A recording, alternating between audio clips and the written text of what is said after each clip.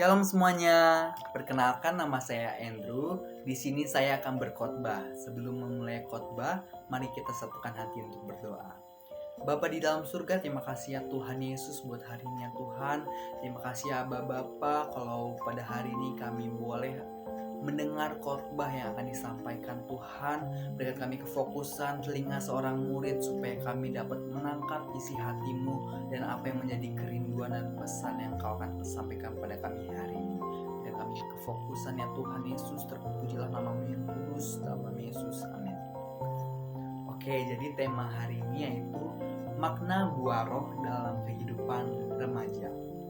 Temanya diambil di Galatia 5 ayat 22 sampai 23. Ada 9 buah roh yang terdapat di Galatia 5 ayat 22 sampai 23, yaitu kasih, sukacita, damai sejahtera, kesabaran, kemurahan, kebaikan, kesetiaan, kelemah lembutan, dan yang terakhir penguasaan diri.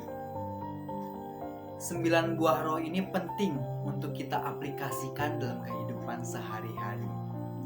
Semua hukum yang terdapat di dunia ini tidak ada yang kontradiktif atau bertentangan terhadap 9 buah roh tersebut. Yang pertama dijelaskan yaitu kasih. Mengapa kasih ini penting? Karena ini sebagai potret ataupun gambaran mengenai kasih Kristus kepada umatnya dengan membuktikan bahwa Ia mau dan rela menyerahkan dirinya di kayu salib karena berlandaskan kasih-Nya kepada umat-umatnya, yaitu kita semua. Yang kedua adalah sukacita.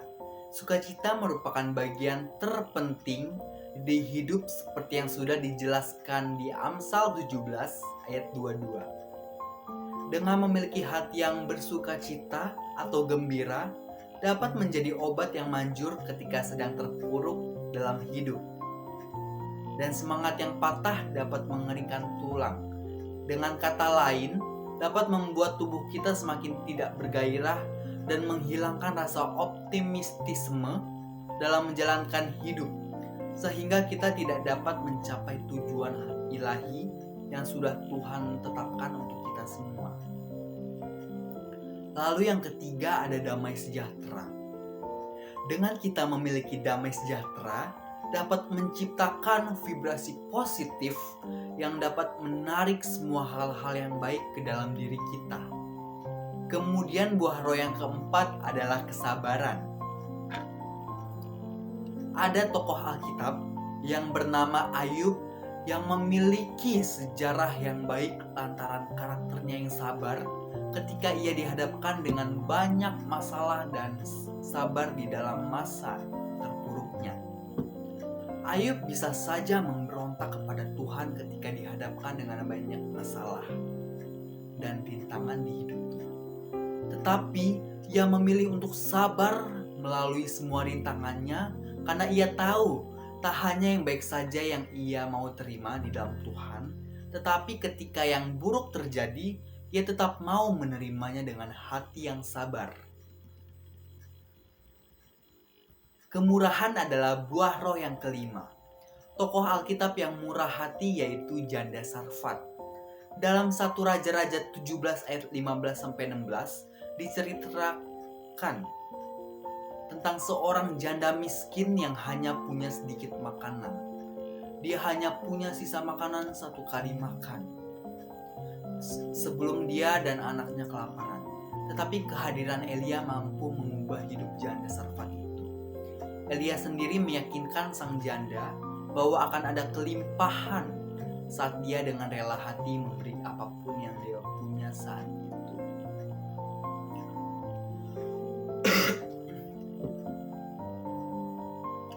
Janda Sarfat hanya belajar untuk percaya dan menyerahkan semua yang dia punya, dan hasilnya pun luar biasa.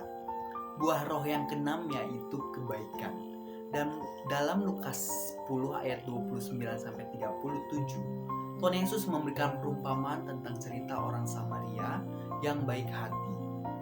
Yesus menceritakan kisah ini sebagai contoh tentang apa artinya bersikap baik kepada orang lain. bahkan mereka yang tidak kita kenal yang membutuhkan bantuan kita. Lalu ada kesetiaan. Dari kehidupan lamanya, Paulus dikenal sebagai pribadi yang sangat kejam. Dia tega membunuh orang yang mengaku Yesus sebagai Tuhan dan Juru Selamat. Dia juga merusak gereja-gereja pada masanya. Tetapi siapa sangka perjumpaannya dengan Yesus mampu mengubahkan hidupnya selamanya. Sejak menerima Yesus, Paulus berubah menjadi orang percaya yang radikal. Dan ia setia mengikut Yesus sampai mati. Lalu buah roh selanjutnya yaitu kelemah lembutan dan penguasaan diri. Ini terdapat di Bilangan 12 ayat 3, mencerminkan tentang buah roh, kelemah lembutan dan penguasaan diri. Kelemah lembutan dan penguasaan diri adalah salah satu ciri khas yang terpenting di buah roh. Lemah lembut bukan bermakna negatif, seperti orang yang lamban, lemah, ataupun bersuara kecil. Akan tetapi, kelemah lembutan adalah sikap yang dimiliki seseorang untuk dapat menguasai dirinya. Orang yang lemah lembut adalah orang yang baik hati, ramah, dan tidak mudah marah. Kita dapat mempelajari sikap lemah lembut dari tokoh Musa. Pada usia muda, Musa adalah seseorang yang tidak dapat menguasai dirinya. Hal ini tampak dari sikapnya saat ia melihat orang Mesir memukul orang Ibrani. Sebagai orang Ibrani, Musa ingin membela bangsanya. Melihat bangsanya dipukul, Musa tidak bisa menguasai dirinya. Akhirnya, ia membunuh orang Mesir itu. Dari tindakan tersebut, Musa harus melarikan diri karena Firaun akan membunuhnya. Setelah Musa meninggalkan Mesir, ia dipilih Tuhan untuk membawa bangsa Israel keluar dari perbudakan Mesir. Selama ia menjadi pemimpin, ia menghadapi banyak keluhan dan sungut-sungut dari bangsa Israel. Tidak hanya itu, Musa juga menghadapi perlawanan dari Korah. Akan tetapi, ada pelajaran yang sangat penting dan berharga yang dapat diambil dari seorang Musa. Dengan banyaknya amarah, keluhan, dan protes dari lingkungan sekitarnya, Musa dapat menguasai dirinya. Ketika Israel bersungut-sungut, Musa tidak menjadi marah, tetapi ia berdoa kepada Tuhan. Bahkan, Alkitab mengatakan bahwa Musa adalah orang yang sangat lembut hatinya lebih dari setiap manusia di atas muka bumi. Ia telah berhasil dibentuk menjadi seorang yang lemah lembut. Sebagai umat Kristen yang telah mendapat Roh Kudus, kita juga harus demikian. Ciri orang yang lemah lembut adalah dapat menerima firman Allah.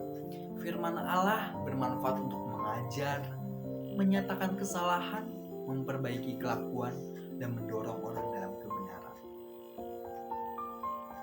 Musa yang awalnya tidak dapat menguasai dirinya bisa berubah menjadi seseorang yang lemah lembut. Demikian pula kita yang telah menerima firman Allah.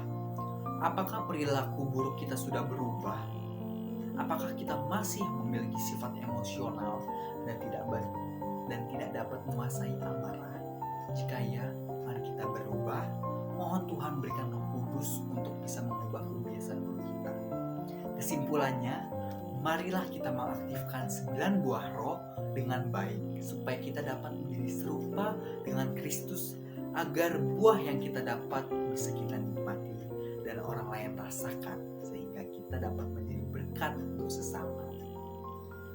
Mari kita satukan hati untuk berdoa.